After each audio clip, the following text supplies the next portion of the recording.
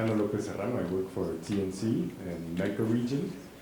In terms of stakeholders, is this intended to be a tool for global partners, or can any region just say, oh, I need a toolbox and local partners can use this? Or, I mean, eventually would this lead to regional toolboxes? I'm not sure. Yeah, thank you. And we'll just answer these as we go. Yes, that's very much so. The intention is to develop one at the global scale, but obviously there's context around all of these, and it's going to be slightly different in each region. So to adapt it and build it, as you said, there are other components in this toolbox, or maybe sub-toolbox according to it. Yeah. And just something to add that we forgot to mention, que nos olvidamos de mencionar, es que esto va a tener traducción muy pronto al español, portugués, chino. Ya, al menos próximamente al español, al portugués y al chino. Ahora lo están viendo en inglés, pero muy pronto va a estar traducido a los otros 3 idiomas.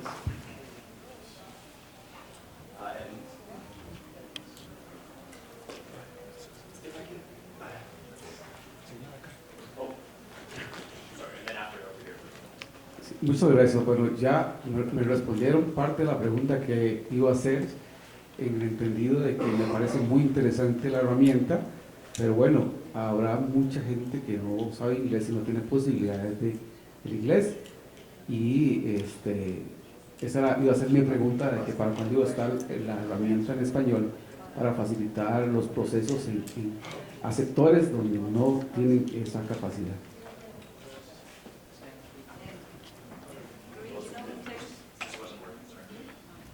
So in terms of date, when are we expecting to have the Spanish, the other languages versions? Right, so probably later in the fall. So we will have a good product, a good version of this by September, and then translate from there. So depending on how long that takes and the amount of quantity, say if there's lots of contributions today from yourself and others, that expands the scope of it, and that will extend the timeline a bit, but I would say you could expect probably around October, November, somewhere around there. I should also qualify, we need a platform to actually put that on, which we're also developing simultaneously. This current platform that this sits on is not capable of switching between different languages. So once we do have translated content, that version will be integrated into an external facing platform, which will be available in ideally December of this year. Aurelio Ramos con TNC. Mi pregunta va en 2 preguntas. Una, ¿hay forma o hay intenciones de que esta plataforma sea más interactiva? O sea, ¿va a haber alguien respondiendo preguntas? Si hay un socio local que está desarrollando su fondo de agua, ¿va a haber alguien detrás apoyando, respondiendo preguntas? ¿Hasta qué nivel? Y segundo, en la misma línea, ¿va a haber algún tipo de incentivo económico o alguna forma que impulsa que esto sea un poco más interactivo? O sea, puede haber una empresa que esté interesada en crear algunos fondos de agua y pueda incentivar, no sé, estoy pensando cómo hacerla más interactiva. ¿Qué ideas tienen sobre esto? So if I understood it correctly, then it's how to make this more interactive. And instead of just a website? Yes. Yeah. So we're also developing a training program around this, as I was saying. So we develop the content here collectively beyond TNC with examples. And then from there, we're developing a prototype of the pre-feasibility phase at this time. Our plan is to try and test that out in December. And that would be more interactive when you come to an actual workshop. If this is what you're getting at, I'm not sure, sorry if I'm addressing the question properly. And then that would be a day or 2 workshop where you're actually engaging with the content. Because you're right, a website isn't necessarily going to teach you. There's a different process for learning. We're also considering absolutely at this time. Y eso va a incluir como una opción como de chat y de contáctese con el experto de fondos de agua y facilitar esa conversación.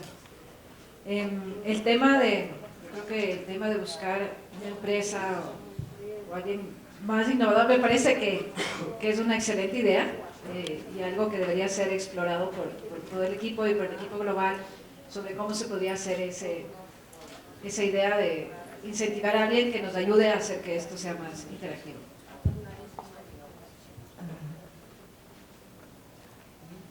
So, Edenis Garcia, Data Science Manager for the Brazil program.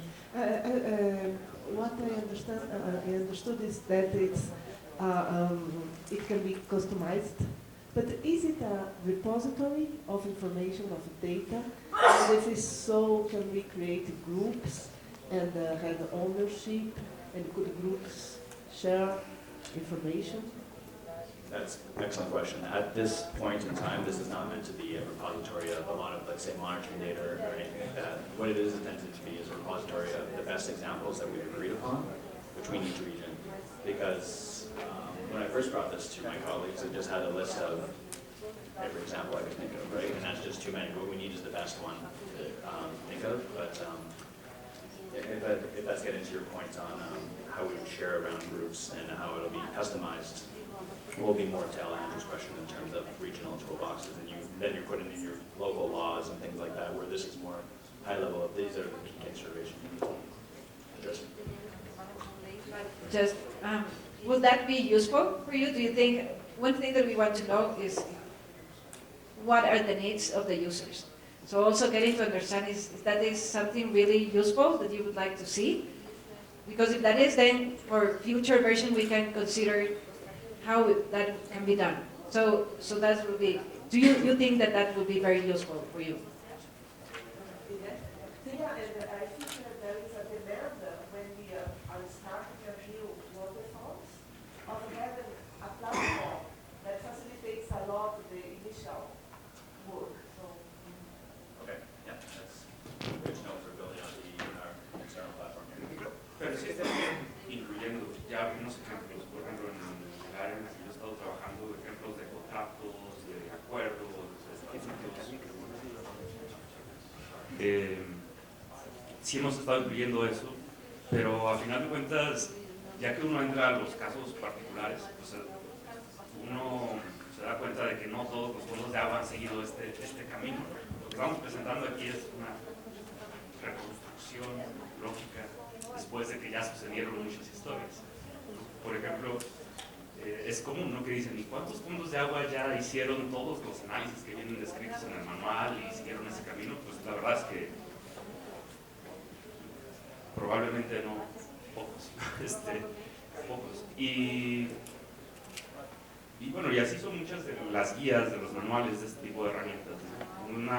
Uno intenta hacer una reconstrucción lógica que pueda servir de guía. Hablando, un ejemplo es, ahora es muy fácil encontrar diferentes artículos que explican la crisis financiera de 2008, ¿no? Y explican cómo se fue generando a través de los años. Y cuando uno la lee, dice, no, esto suena muy lógico, ¿no? Así fue como todo esto se fue acumulando. Pero al final de cuentas, antes del 2008, prácticamente nadie la vio venir. Entonces, nuestro ejercicio es más reconstruir en base a las mejores experiencias que hemos visto de fondos de agua.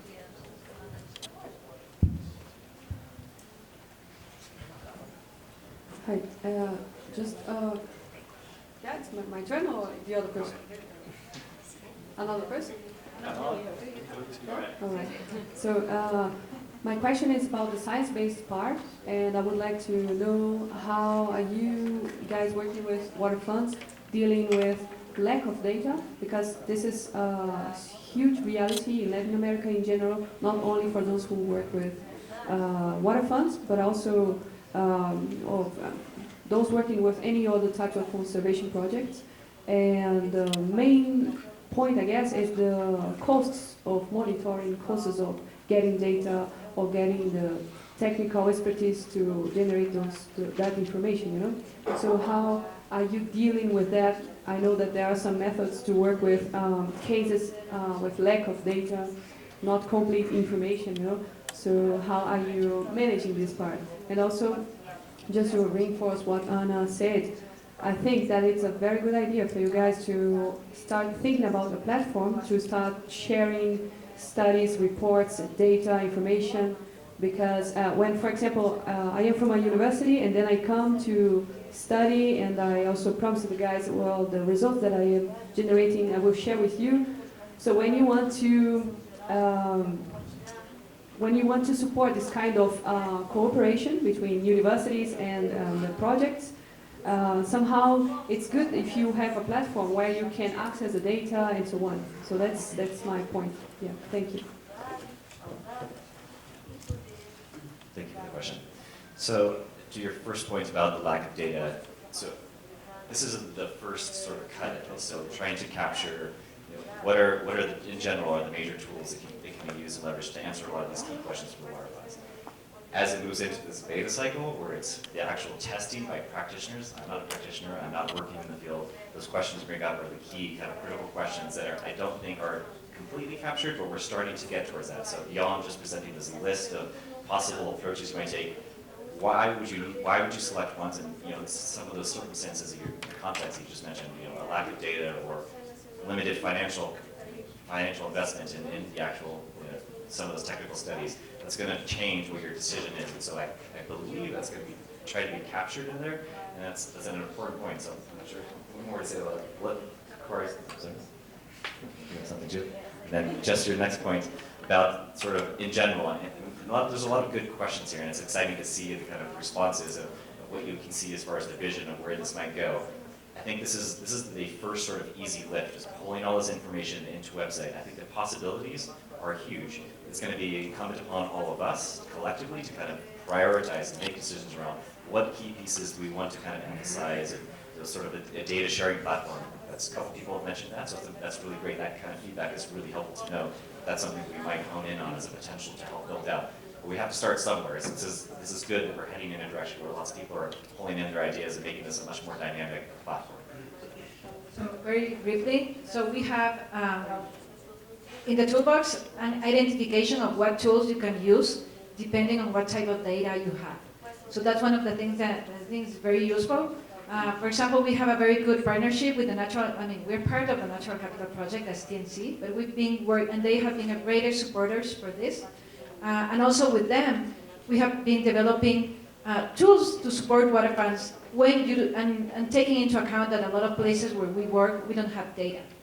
In terms of monitoring, we have a lot of emphasis. In your USB, you have an example of the monitoring that we are doing already from water funds with the idea of how much that costs, a lot of information, so look for that, and also the guidelines on how to develop a monitoring plan for the water funds. So there's information on that as well. Great, thank you. We have time for one more question, and then we gotta move on here. So yeah. This is on your science-based decision tools. A lot of them, in fact, almost all of them seem to be land-based, and they seem to eliminate or bypass the importance of the dynamic nature of the river system that they're all feeding into. Are you planning on adapting more models or more processes that look more into the dynamic nature of fluvial geomorphology, which is what I'm here to tout and promote in this decision-making tool? Well, part of the session is to reflect that question to you as well, to say what do you think we could add in here. This is, as Nathan was describing, a first run at models there. We're going to expand the list. But if you're interested in beta testing, we'd obviously really welcome that and see how we can improve this, because this is all about scaling up and how this can support that process. Okay, well, thank you, presenters. I'll invite you to back your seat before we drag you back up again at the end. And